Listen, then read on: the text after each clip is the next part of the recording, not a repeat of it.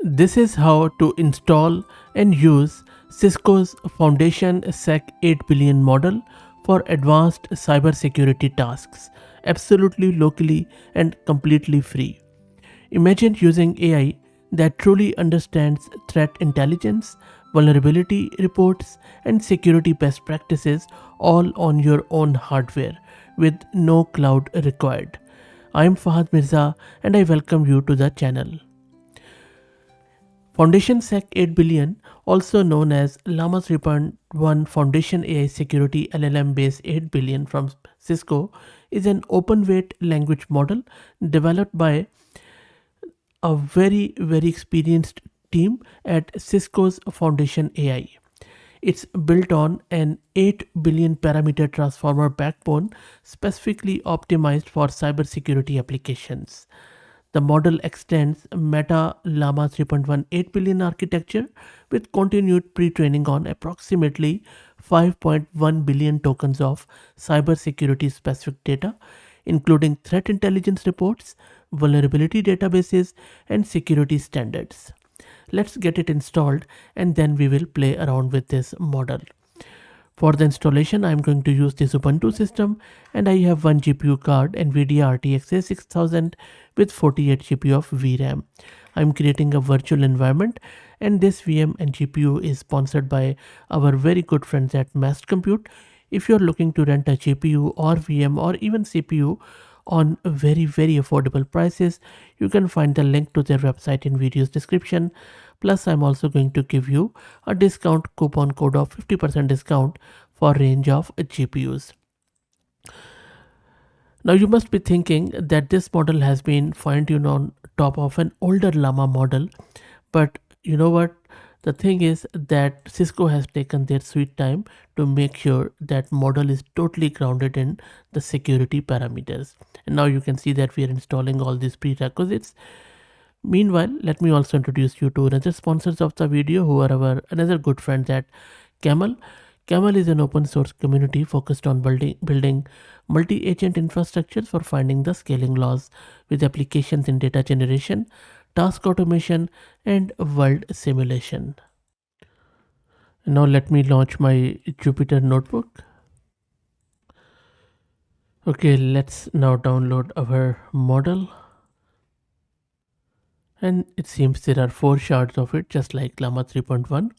Now, while it downloads the model, let's talk a bit more about the architecture of this model. And before even that, it is released under Apache 2 license. And if you're a security practitioner and researcher, and if you want to automate incident triage, simulate attacks, streamline case node generation, and much more, you can easily do it with this model. Technically, this model adopts an autoregressive framework using an optimized transformer architecture inherited from Llama 3.18 billion. Its specialization comes from a multi-stage pre-training pipeline, curating and filtering cybersecurity content for quality and relevance, resulting in a highly domain-adapted model. The training utilized the AdamW optimizer that supports sequence length of up to 4K tokens and was carried out on Cisco's robust AI compute infrastructure, which is quite amazing, it seems. Also, the thing which is really striking here is the data set which they have used. So they have focused on a lot of security benchmarks, and even those benchmark details have been shared. For example, they have used the benchmark tasks like CTI MCQA and CTI RCM.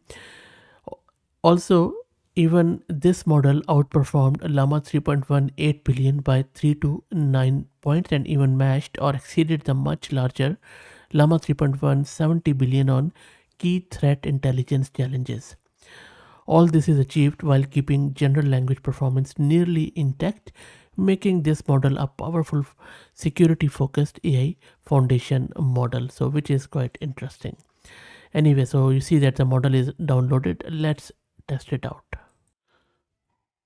For the first test, what I'm going to do, I'm going to test the capability of this model to generate and complete cybersecurity knowledge. Specifically, if you look at this prompt, we are mapping a CVE or common vulnerability and exposure to its corresponding CWE, which is common weakness enumeration.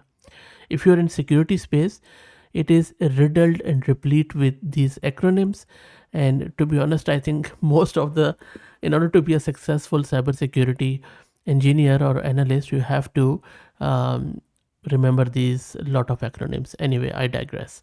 So CVE is common vulnerability exposures, common weakness enumeration is CWE. So that is what I'm going to check, and you can see that I'm encoding it, model is generating the output, and then we are decoding it back. So let me run this. And there you go, it has given us the CWE number, which is 117.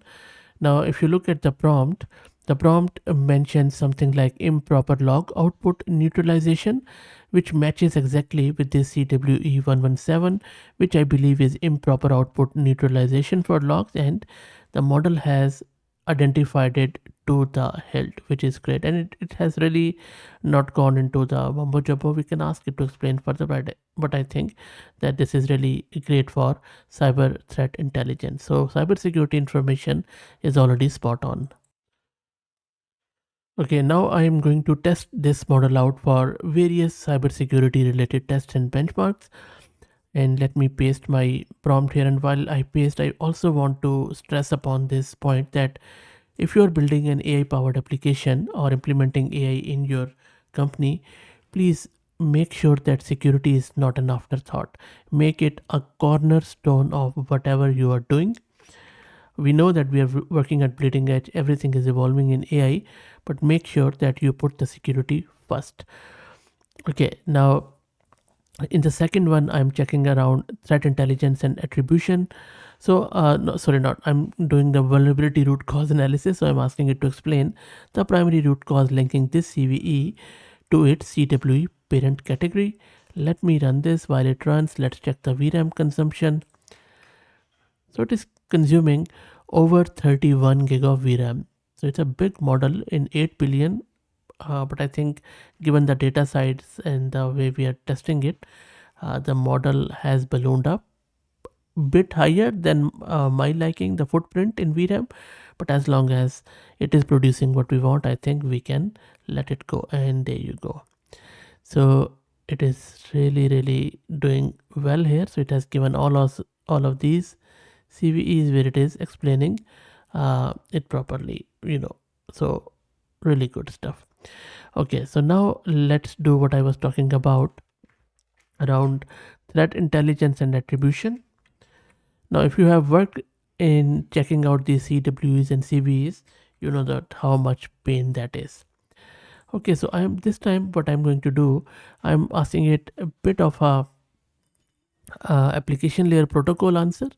So this is the technique which I wanted to print out, which is a MITRE attack technique on the basis of this post compromise toolset. It's a very targeted question. So let's see if model is aware of it. And the model has come back with the answer, and it is absolutely correct. It is talking about all of this application layer protocol or the web protocol. The first one is what I was expecting, but it has gone into more detail and has given us a lot of other very helpful information. Just imagine doing it manually or just going through some sort of tooling. It is going to be a real pain in the back, but if you use this AI, this is going to be very useful. Okay, so next up I am doing what is very common requirement, the incident response reasoning. So we are primarily asking it that in a ransomware incident, leveraging living off the land binaries or lol bains to evade EDR, what two forensic artifacts would you prioritize for timeline analysis and why? And there you go, another very grounded answer. So it is talking about that Windows event logs. This is what I would do. It is talking about PowerShell execution log, which is correct. And because I thought I would be using prefetch files because they record process execution, but I think this is going in the right direction because it talks about here real good stuff. So you know what, I think this is going to be my go-to whenever I am implementing some AI at a client side. At the moment I was using some other model which I already have covered on the channel, but um, that was a mixture of some hosted model. Now this one is really amazing. So next up I'm checking it, the adversary emulation and threat modeling. So I'm asking it that you are designing a red team simulation targeting a hybrid Azure AD environment. Which attack path could be used to escalate from on-prem AD to Azure AD? It's a very common requirement. So let's see if model does that. There you go. Model has already come back. There you go. The correct answer is 1, 2, 3, 4. Okay. This one is a bit off, but I think this one is very, very specific and correct. Okay, and of course these are subjective. If you're a cybersecurity expert or defense analyst, you might be also thinking about some other things, so which is totally fine. Okay, next up I am asking it yet another very targeted question around advanced exploit analysis. So I'm asking it that in the context of Spectre class attacks, this one, what fundamental CPU security properties violated and how can software mitigate exposure? So normally it is around speculative memory isolation, so where software can easily mitigate it with bound checks and use of some sort of red polyness on things like that. Let's see if it is able to do that. So it is talking about CPU security policy, which is good. Now this is one thing which I don't like, that there is a lot of repetition. I think this is what Cisco needs to check again, maybe in the next version. We can control it through some of these max new tokens and also maybe in the prompt, but I think once it has given the answer, it shouldn't be repeating itself anyway. But I think that as long as the answer is correct, that is cool. Okay, and of course, as I said, there are other things too which it could mention, but it is very, very targeted. Okay, next up I'm asking it to list me 2 limitations of Yara rules. So this is primarily I'm checking that if it can do the security controls evaluation. So let's see if it can.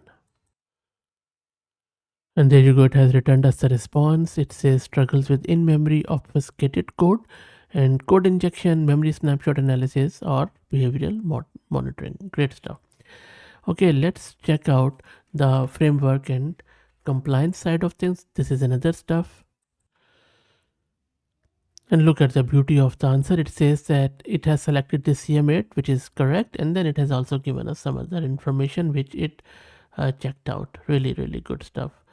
So look, I think one of the best cybersecurity models I have checked out.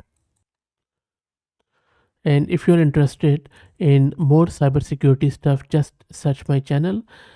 I have done heaps of model AI powered application tooling, some security videos around cloud and DevOps and databases, and there are heaps of them. So check it out. I'm sure you are going to find something useful.